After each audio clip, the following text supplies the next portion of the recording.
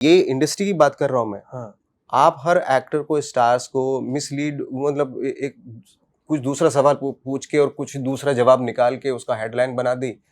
इससे तो डर लगेगा ना फिर कि यार क्या बोल रहे हो, संभल के बोलो भाई।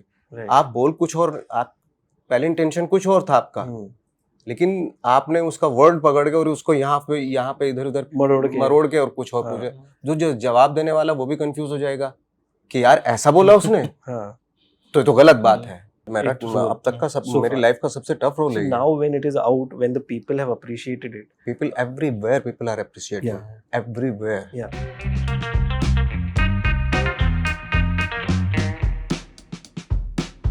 Hello and welcome to News 18 Shosha. My name is Sonal Dedia and today we have with us the team of Haddi, director Akshat and Nawazuddin Siddiqui. Welcome sir. Thank you. Sir film release होके एक हफ्ता हो गया है और काफ़ी चर्चे में है, लोग काफ़ी बात कर रहे हैं।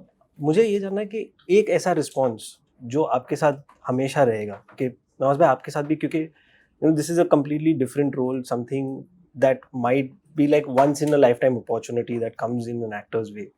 सो इज देयर ऐसा एक कमेंट जो आपके साथ हमेशा रहेगा इस फिल्म के लिए? कमेंट्स तो खैर बहुत सारे हैं, क्या बट बहुत ही पॉजिटिव हैं, बहुत ही अच्छे, स्पेशली फीमेल्स के जो कमेंट्स हैं वो बहुत अच्छे हैं। उनको मैं कहना कहीं एक उनके फेस पे जो लास्ट का जो डायलॉग है हमारा कि औरत थी, औरत हूँ, औरत रहूँगी, ये डायलॉग बहुत ही पंच होता है उनको, कि कॉन्फिडेंस उस लेवल का मिलता है। तो वो बहुत फीमेल्स ने उस डायलॉग रिपीट करके मतलब लिखा है ये इस तरह। अक्षत, anything that pretty much the same, but मुझे जो कुछ एक trans communities और trans people का response आया है, they are very happy that we are treating them more like a human being and a grey character. Right. So that way it's very enabling and very grateful कि वो जिस तरीके से receive कर रहे हैं इस चीज़ को. So yeah, very happy about that. Right. मुझे ये पूछना है कि जो ट्रांस कम्युनिटी को आपने इस फिल्म में दिखाया है, जैसे आपने बताया सेंसिटिवली आपने पोर्ट्रे किया है, so as a director and as an actor what were the things that you all were keeping in mind? क्योंकि this is a very fine line, थोड़ा भी 19-20 हो गया तो, और आज की जो सोशल मीडिया की जो दौर में हम चल रहे हैं, तो एकदम फटाक से ऑडियंस पकड़ लेती है और कोई भी चीज़ जस्ट ट्रोलिंग में चली जाती है। तो वो कैसा था कि वो फाइन लाइन को बैलेंस करके आपने डायरेक्ट किया और आपने एज एन एक्टर परफॉर्म किया? ऑनेस्टी थी, रिसर्च था, एक इंटेंशन थी कि ना प्रीची होना है, ना ज्ञान देना है किसी चीज पे, और ना क्लीशे में ले जाना है, ना स्टीरियोटाइप करना है उनको, क्योंकि वो हम काफी ज्यादा देख भी चुके हैं। बहुत सही गलत बात की बात है, बट उस तरीके का रिप्रेजेंटेशन नहीं करना था। कोशिश हमारी ये थी कि अगर हम एक वर्ल्ड में जा रहे हैं तो हम उस वर्ल्ड का हिस्सा बन पाते हैं, नहीं बन पाते। तो आई थिंक, एंड हमने भी जब उस कम्युनिटी के साथ टाइम स्पेंड करा तो one, they are the most beautiful people, they have a fearlessness which is infecting.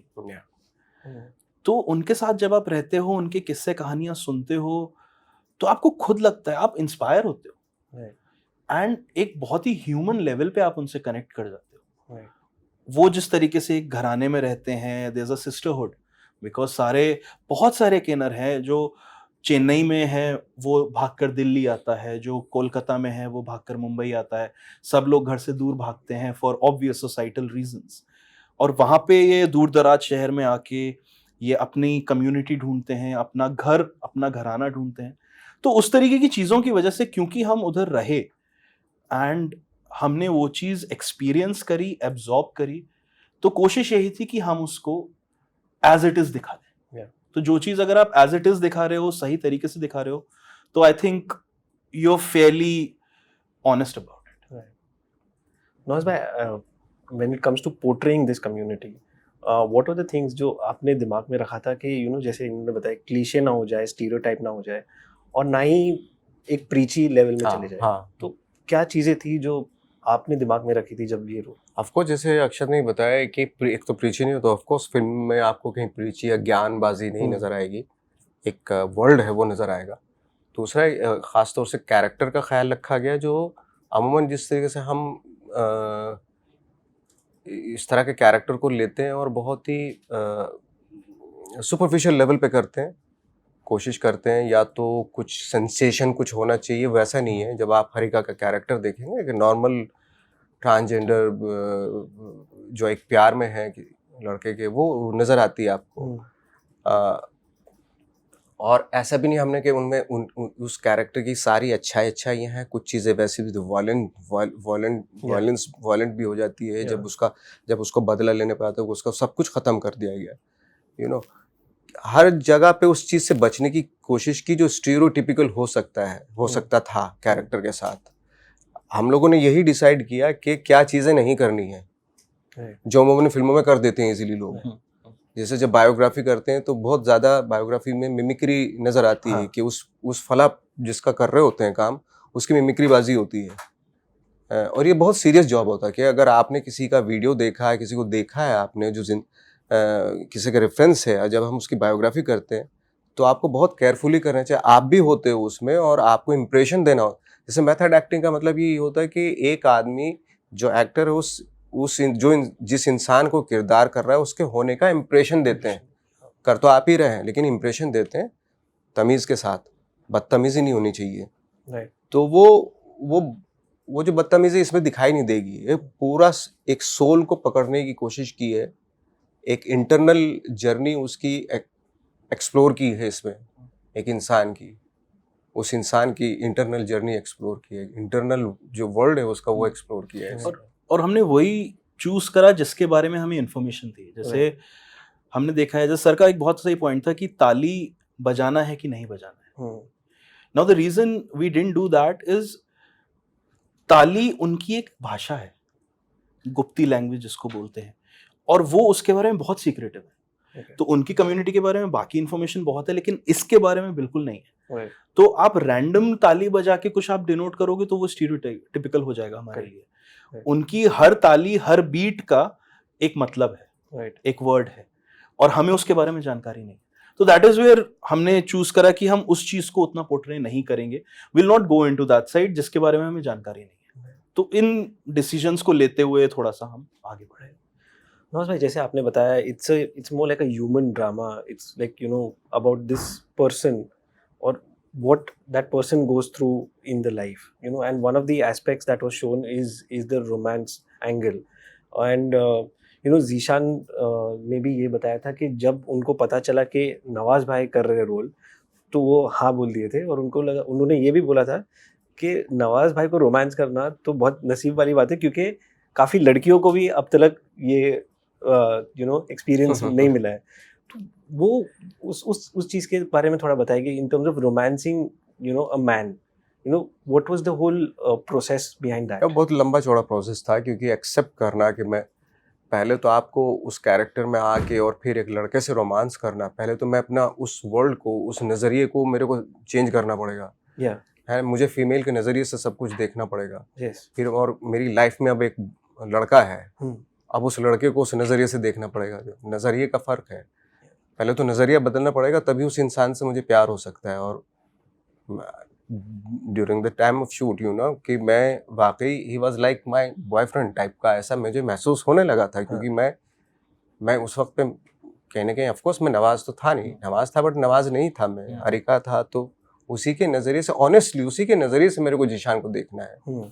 तो इजीली एक उसके कंधे में आके एक सिक्योरिटी से महसूस होने लगी थी मुझे। जब भी जीशान आता था तो मुझे अच्छा लगने लगा था। तो इट्स ए काइंड ऑफ वो ऑनेस्टी होना जरूरी था, और वो ट्राई भी किया हमने उसका। But was it tough initially to get into that mindset? Of course. Right. And then once it was there, फिर तो कोई दिक्कत नहीं हो रही? हाँ, कोई दिक्कत नहीं होती। ऑफ कोर्स पहले तो आपको अपने आप को भुलाना पड़ता है, जिस नज़रिए से आप दुनिया को देख रहे हो। आप फीमेल के नज़रिए से अब दुनिया को देखोगे आप। तो अनुराग सर भी है ये फिल्म में, और काफ़ी टाइम बाद आप कोलैबोरेट किए और एक्टर, बतौर एक्टर तो I think first time collaborate किए थे। उन्होंने रिसेंटली एक इंटरव्यू में कहा था कि Nawaz is a person who is he is misunderstood. उनकी चुप्पी में काफ़ी सारी चीज़ें निकल जाती है, काफ़ी सारी चीज़ें वो बोलते हैं, वो कुछ बताते नहीं है। इंडस्ट्री वाले कुछ बोलते रहते हैं बट वो चुप रहते हैं। So do you think people take advantage of this situation of your silent? नहीं, अगर देखिए, आप अगर मेरे से कुछ सवाल पूछ रहे हैं किसी के बारे में और मैं उसी पे जवाब दे देता हूँ, वो गलत है। आपने मैंने कुछ बोला था, आपने कुछ दूसरा उसमें कुछ और डाल के सवाल मेरे से पूछ लिया। अब जो आदमी जवाब दे रहा है वो आपकी बात का जवाब देगा, लेकिन कॉन्टेक्स्ट कुछ और था। अगर वो कॉन्टेक्स्ट भी जो आप उसके सामने एक्सप्लेन कर देते तो शायद उस बंदे का जवाब कुछ और होता, है ना। अगर मैंने बोला भाई वो तो आपको ऐसे बोला था, तो आप तो उसी का जवाब दोगे ना। जवाब देने वाले को भी पहले ना, पूछने वाले को और जवाब देने वाले को पहले उसकी सत्यता का आकलन कर लेना चाहिए, यू नो। और आई एम सॉरी टू से कि अगर ऐसा डरावना माहौल रहेगा, मतलब हमारे इसका सवाल पूछने का, कि कुछ भी उठा के पूछ लिया, तो कोई भी मतलब सब डरेंगे यार फिर इंटरव्यू देते हुए भी। नहीं, आप ये कैसे तो पहले, ये तो सिर्फ खाली इंडस्ट्री की बात है कि ये industry- नहीं, ये इंडस्ट्री की बात कर रहा हूँ मैं। हाँ, आप हर एक्टर को, स्टार्स को मिसलीड, मतलब एक कुछ दूसरा सवाल पूछ के और कुछ दूसरा जवाब निकाल के उसका हेडलाइन बना दी, इससे तो डर लगेगा ना फिर कि यार क्या बोल रहे हो, संभल के बोलो भाई। right. आप बोल कुछ और, आप पहले इंटेंशन कुछ और था आपका, लेकिन आपने उसका वर्ड पकड़ के और उसको यहाँ पे इधर उधर मरोड़ के और कुछ और पूछे, जो जवाब देने वाला वो भी कंफ्यूज हो जाएगा कि यार ऐसा बोला उसने। तो ये तो गलत बात है, राइट। नहीं ना, तो मैंने ऐसा बोला था ना, मेरा कुछ और रेफरेंस, मेरा कुछ और कॉन्टेक्स्ट था, राइट। तो वो होता है। तोड़ मोड़ के पेश करके किसी से सवाल का जवाब पूछोगे तो वो तो वही उसी जवाब देगा, राइट। बट क्या आप कॉन्शियस हो चुके हो इस वजह से? हाँ, मैं बहुत कॉन्शियस हो चुका हूँ कि बहुत ही गलत मतलब सवाल पूछे जाते हैं, मतलब दूसरे लोगों से मेरे बारे में। कॉन्टेक्स्ट कुछ और होता है। इस दौरान में फिर how do you kind of present yourself as an actor when it comes to, do you kind of put a mark between like this is what I am and this is what एक ये आ जाता है, barrier आ जाता है जब? हाँ, of course barrier है। मैं मुझे तो ऐसा लगता है बहुत ही सोच समझ के बात करनी चाहिए। कहीं ना कहीं एक it's not huddy, doesn't go into the preachy level, but is there a statement that you were trying to make where this is a film where it is not getting into the stereotype and showing the community in a way where it should have been represented for so many years in the way it should have been represented? I'm trying to make a statement. I don't know. It is definitely not happening in terms of me making a statement about a community. Okay. For me, it's more about, see, I relate to the character of Harika. And I relate to the character of Harika as a human being. Right. This can happen with you and I or anyone on this planet. Ki powerful forces, system, kuch bhi, much more powerful than you can come and destroy you in a moment, in a flash, right? अब उसके बाद आप क्या करोगे? And very realistically, आप courts को approach करोगे तो या तो आपके पास उतनी बैंडविड्थ हो, उतना टाइम हो, उतना रिसोर्सेज हो कि you have those to exhaust on your journey. If not, then what do you do? So that is where, this concept of esotericism, the esoteric surgery, and that's one of my favorite songs. कि आप क्या कर सकते हो? When everyone has left you, what do you do? Right? So that is the connection that I had with the character ever since I started writing the film. Right. And that has been my intention कि हम उस character से इस level पे connect करें, not on the level of कि अच्छा उसका जेंडर ये है, उसका ऐसा है, उसका वैसा है. The journey is what I intended other people to connect with. Nawaz भाई, जब ये फिल्म आपको दी गई थी और अब जब ये रिलीज हो गई है, आपकी जर्नी कैसी रही, अगर आप बता सकते हैं? एक कि जब आपने सोचा था कि ये रोल करना है, because when the first poster came out, I think you had mentioned that this was probably your toughest. Of course, मेरा अब तक का मेरी लाइफ का सबसे टफ रोल है. Now when it is out, when the people have appreciated it, people are appreciating. Everywhere. Yeah. So how do you look back that was this? I'm so happy कि पूरी film को appreciate कर रहे हैं लोग. Performances, the great actors in the film यार. Yeah.